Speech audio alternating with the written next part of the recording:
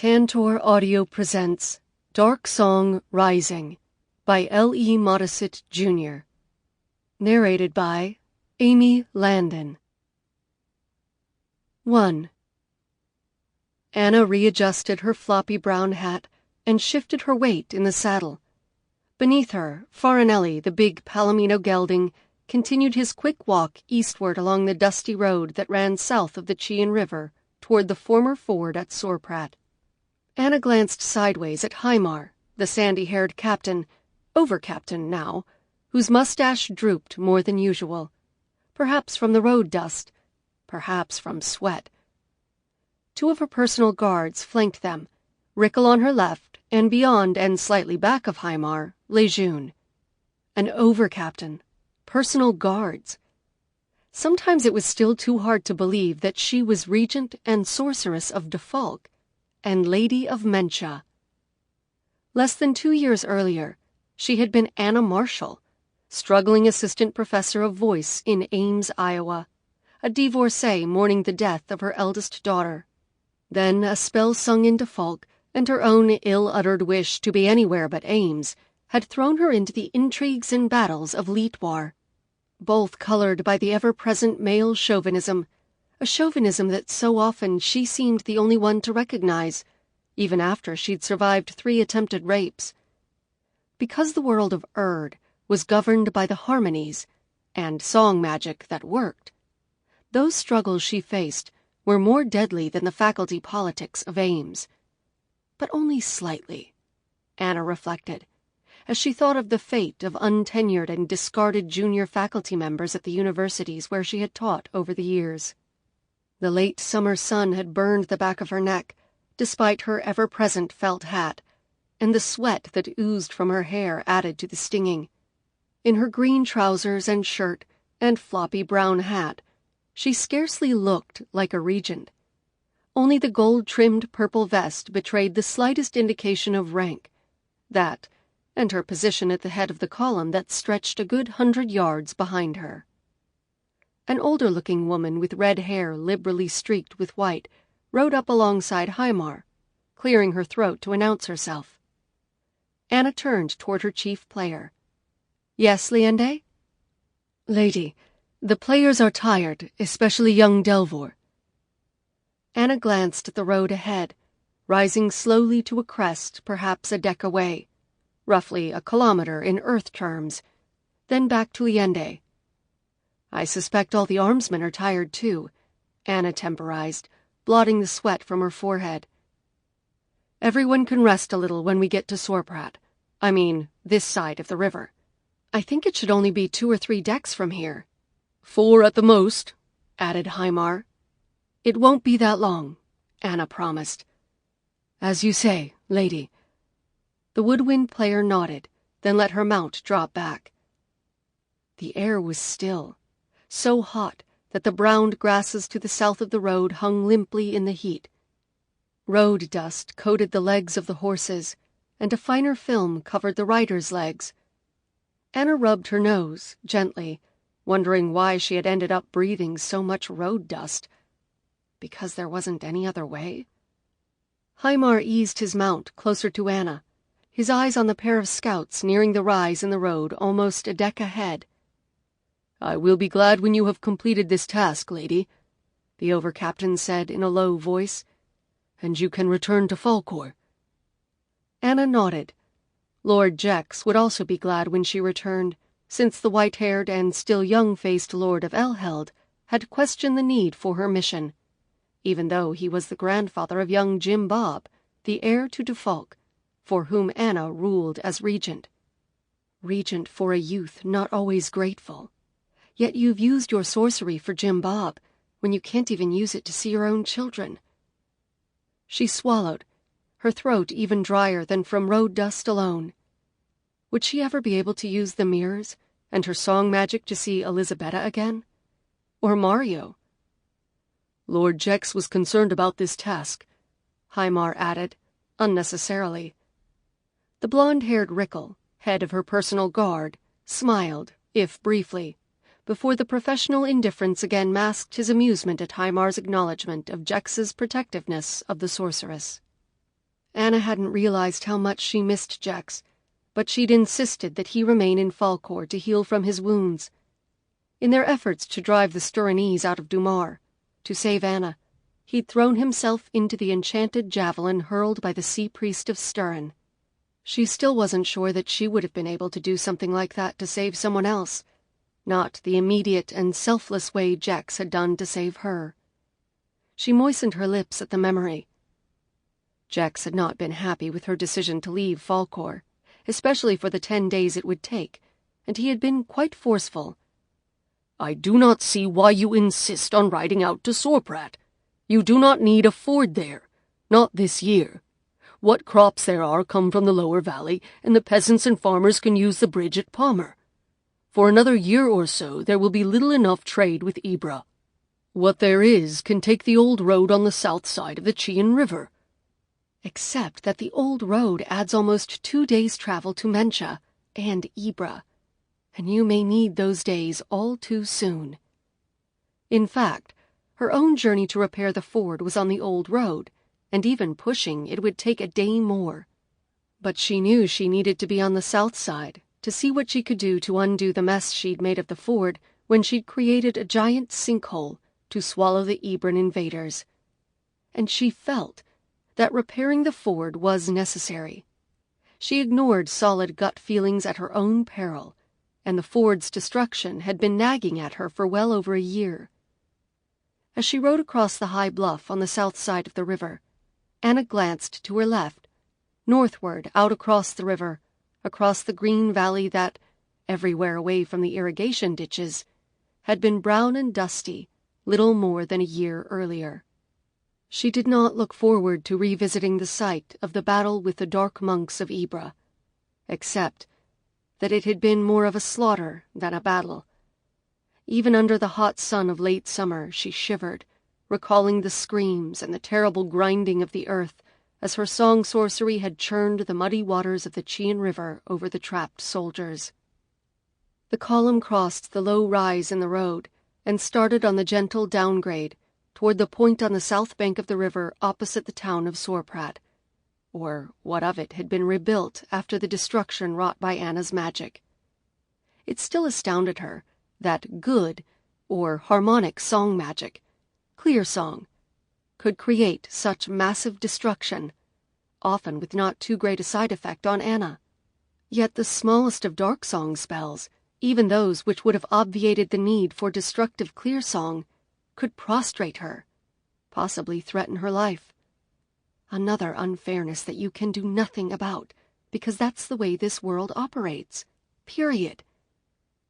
She put that thought aside and concentrated on the spell she would have to use shortly. Before long she reined up Farinelli, short of where the high grassland ended, abruptly. Hymar gestured, and a trumpet signal echoed through the early afternoon. Behind them, the columns slowed and halted. Anna patted Farinelli on the shoulder, and the gelding nodded ever so slightly, as if to suggest that he indeed deserved some thanks. Where the plateau ended, what had once been a sinkhole was now a circular and placid lake, smaller than it had been, and cut off from the Chian River by a low muddy rise barely 3 yards above the lake's surface. The water was still brownish. Below the sorcery-cut bluffs, between the base of the bluffs and the water's edge, instead of beaches, mud slopes angled into the murky lake. "It is peaceful now," said Hymar quietly. "One would hardly know that thousands perished there." Anna nodded. 10,000 Ibrans. Dark monks, she added mentally. "We're close enough." Hymar turned his mount and stood in the stirrups. "Stand down!" As she thought about the Ibrans, Anna almost wanted to shake her head. Hadron, the Ibran lord of Sinek, had beseeched her to accept his fealty. She had, and in making him one of the 33 lords of Defalk, thereby effectively added a quarter of Ibra to Defalk, and probably ensured another war in Ibra. One way or another, there would have been war in Ibra, she reminded herself, between Hadron and Bertmin, the noble who had taken the title of Lord of Dolav and sought to unite all Ibra under his rule. The difference was that Hadron had a legitimate claim to lands that had been seized from his father, and sought only those lands, while Bertman was willing to sell out to the Lietfjord of Mansour and the Sturanese to rule all of Ibra. And the Sturanese chain their women. Anna dismounted. For a moment, as she grasped the cantle of the saddle with one hand, she wasn't sure if her legs would hold. After she took the bottle that still held water, she drank slowly. She recorked the bottle and replaced it in the holder before walking slowly in the open road before Farinelli to stretch her legs. Next came the vocalizes, to clear her cords of dust, and the mucus from allergies that Brill's youth spell had done nothing to remedy. Holly lolly pop. Behind her, horses sidestepped, and the armsmen murmured in voices so low that the sound was more like locusts than men. She shook her head, then began another vocalize, hoping that getting her chords clear would not take forever. "Quiet!" snapped Heimar, and the murmuring died away. When Anna felt her chords were clear, she walked back to the gelding and extracted from the left saddlebag the sketch of the ford she had drawn from memory back in Falkor. Once she unrolled it, her eyes flicked from the drawing to the terrain before her and back to the drawing, comparing the two. The sketch showed almost a wide and flat stone shelf-like structure that would spread the river into a shallow and wide expanse, similar to the clay flats and gravel shallows that had existed before Anna had destroyed the bend in her efforts to annihilate the Ibran forces. She'd also sketched out what amounted to a gradual spillway that would funnel the river back into the deeper channel that existed below where the ford had been. While she could have used sorcery to construct another bridge, the ford had worked before, and she was reluctant to change what had worked, especially since the northern side of the river was so much lower than the south, and there was little enough stone beneath the bluffs. Finally, Anna lowered the scroll, turned and motioned to Liende, who stood before the players. Anna waited until the red and white-haired woodwind player eased forward. "If you would bring the players up here. Face them toward the river, not the lake," the sorceress said. "We'll use the long building spell. Warm up and run through it a few times while I finish getting ready." "Players to position, here." Liende motioned for the others to gather in a semicircle. Anna walked forward a few steps, before stopping and looking at the sketch of the ford and attempting to reconcile it to the reality of crumbling bluffs and mudflats split by a turbid river perhaps 30 yards wide in a deep channel. While the falk horn, the woodwinds, and the strings tuned behind her, she sang the notes of the spell, using law instead of real words, and worked at visualizing the ford. "We stand ready," Liende announced. Anna turned to the chief player. "I'd like one run-through to fix the spell and words, please." "At my mark?" Liende ordered. "Mark." Anna tried to mesh the visual image, the words, and the melody, all without actually singing the spell itself. Halfway through, she stopped and shook her head. "I'm sorry. Could we try that again?" After the second run-through, Anna took another sip of water, squared her shoulders, and nodded once more at the chief player. "The long building song, for the spell," commanded Liende. "At my mark? Mark." Anna concentrated on just the spell, and the image of the stone-footed ford the spell was designed to form, ignoring the heat, ignoring the 50 armsmen mounted and ranked behind the players, using full opera voice to set the spell. "Replicate the blocks and stones, place them in their proper zones, set them firm and set them square, weld them to their pattern there. Bring the rock and make it stone." The bluff underfoot shivered and kept shivering. Anna had to step sideways, but managed to keep her voice open, strong, and clear. The lightning marking her use of the harmonies, and unseen to any but her, or so it had seemed, flickered in the bright blue southern sky. The haze that formed would turn into clouds, clouds that would dissipate within a few hours. Glasses, she corrected herself mentally. As the song ended and the shimmering haze lifted, Anna smiled raggedly. The bluff to her right had been trimmed into a stone-paved incline road down to the river, and the murky waters of the Chian formed a glistening sheet nearly 100 yards wide across the newly created stone ford. On the far side, a second stone causeway rose out of the ford to join the road through the dozen huts that represented the rebuilding of Sorprat. "Most amazing, Lady Anna," offered Hymar. Murmurs from the armsmen ranked behind the players were louder. "See? Not many others who can do that. Not many, Nerwait. How about none? Hope the peasants appreciate it." The dizziness that accompanied strenuous song spell casting again left Anna light-headed, but she stood firmly on the ground that shifted under her. Every spell she cast, or so it seemed, left her weak, if for varying periods. That she had to eat like a glutton to maintain her strength was something she still had trouble accepting. Rickle handed her the water bottle and a hard biscuit. Anna took both, murmuring, "Thank you." Will you ever do a song spell without feeling drained? Her eyes blurred, and she grasped at the saddle to steady herself, holding on until the dizziness subsided. The near dozen players stood drained, their shoulders drooping, as they also sought water and biscuits. Anna stepped toward them. "Thank you all." She had to make an extra effort to ensure her voice carried, that it was steady. She nodded to Liende and offered a smile. Everyone was together. "We have been practicing," Liende acknowledged, her eyes dark with fatigue. "I can tell. Thank you." Liende bowed slightly, and Anna took another swallow from her water bottle. Even after drinking and eating several biscuits, she remained light-headed, and might until the next day. But she remounted Farinelli, offering a smile to Hymar. "Shall we try the ford?" "As you wish, Regent," responded the over-captain gravely. "As you wish."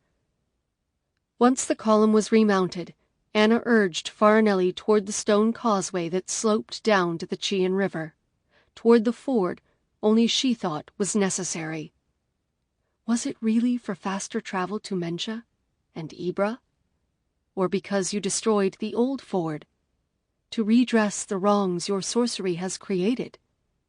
Her gut feeling remained that she had done the right thing, but the uncertainty as to why remained, long after the column had passed through Sorprat and the Chian River sheeted near silently over the newly wrought stones of the ford. 2. Way Nordway. With the knock on the door, Ashtar sets aside the polished black agate oval and straightens herself behind the wide table of a counselor of Way.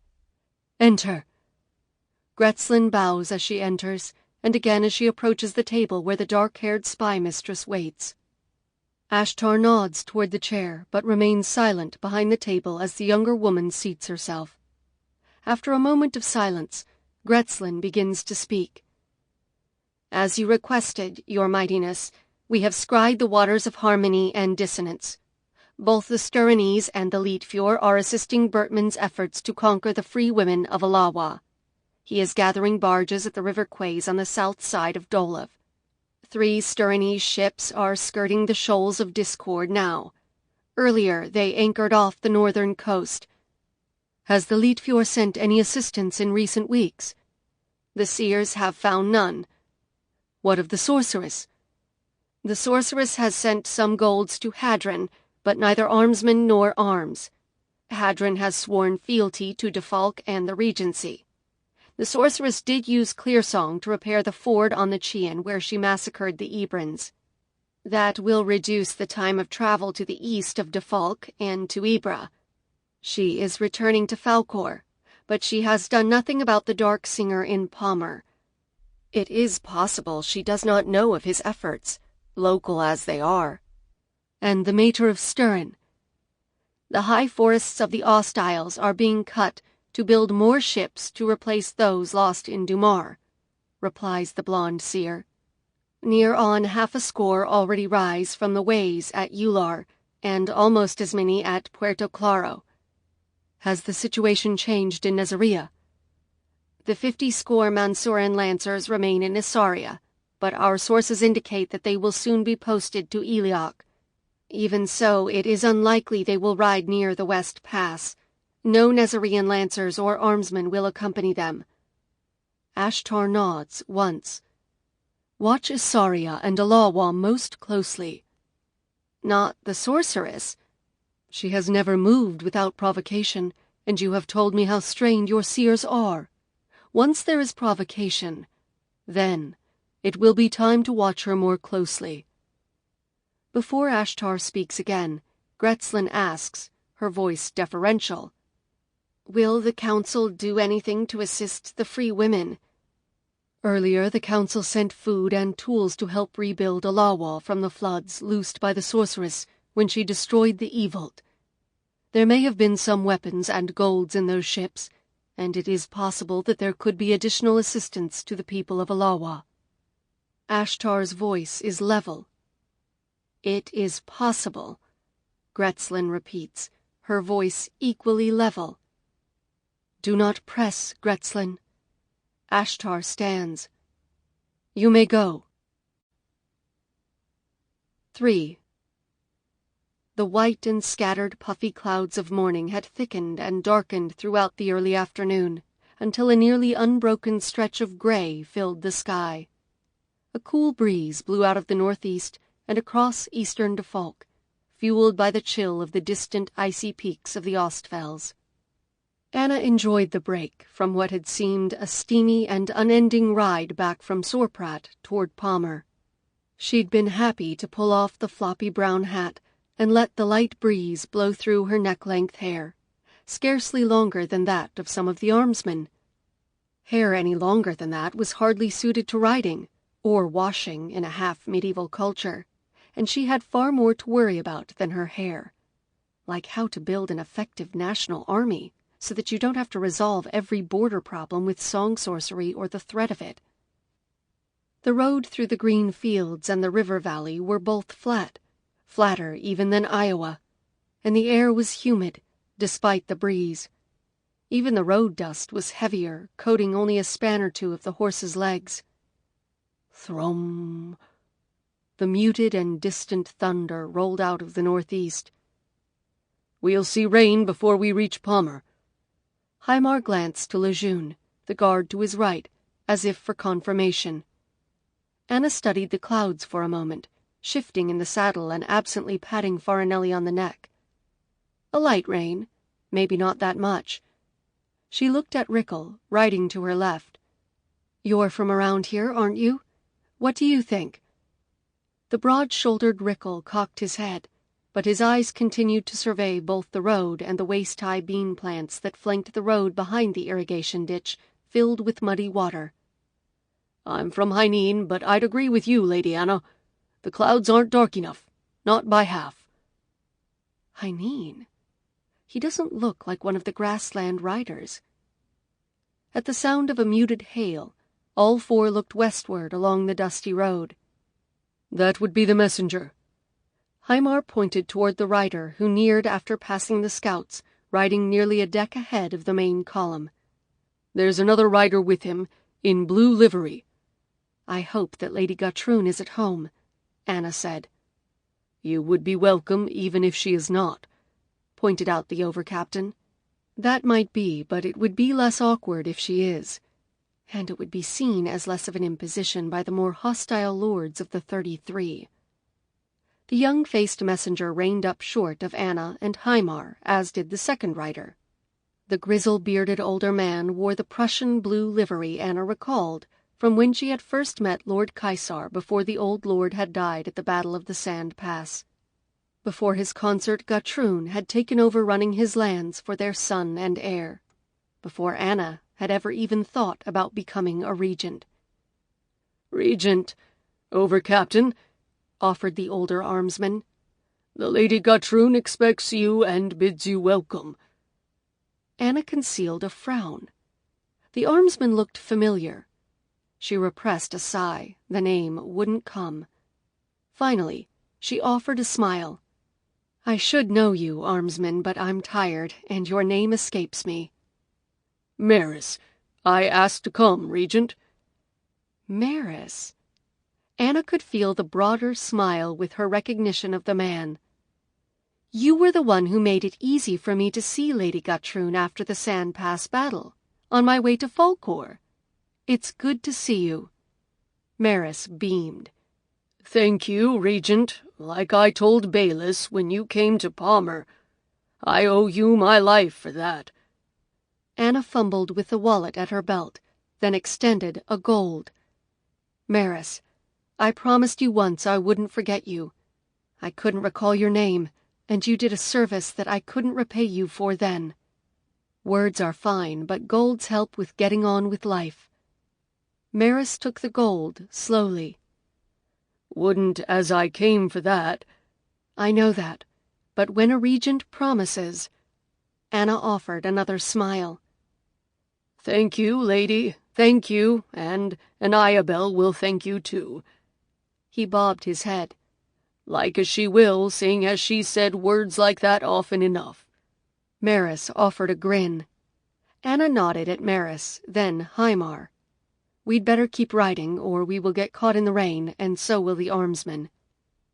Maris guided his mount into the column somewhere behind Anna, and beside the messenger as the force resumed the ride toward Palmer. Shoulder-high maize graced the fields ahead, still green in the late summer. Anna glanced at a hut, smoke circling from its chimney, recalling when most of the small dwellings between Mencha and Palmer had been abandoned because of the drought caused by the evil spells. Then she turned her attention to the problem Jex had set her before she had left Falkor. What should she do about Nezaria? Could she do anything about the Leetfjord's buildup of armsmen and lancers in his grandson's realm? Or did she need to wait until Constant acted? Probably, or the lords of the 33 will get even more upset. That didn't include the 1,000 golds she still owed the Rannoit exchange, golds her predecessor had borrowed to pay for the armsmen to fight off the Ebrins, or the golds she needed to build her own national army, so that Defalk wouldn't always be at the mercy of its adventurous neighbors, and of the fractious nobles of its own 33. She took a deep breath. As the first houses of Palmer appeared, Anna forced herself into a more erect and regal position in the saddle. A gray-haired woman looked up from the basket she carried, saw the horses and the regent's banner, then bowed her head to Anna. A door opened on the porch of the next house, but no one stepped out. The old woman quickly lifted her basket of laundry and struggled into a scurry toward the back of the nearer house. The dusty main street of Palmer remained empty, all the way to the center of the town.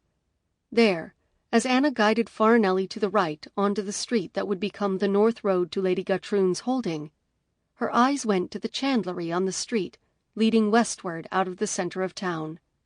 She found herself shaking her head ever so slightly, recalling how Forsay, the chandler, had tried to rape her, and she'd scarcely been that provocative, not in trousers and shirt and vest and covered with road dust.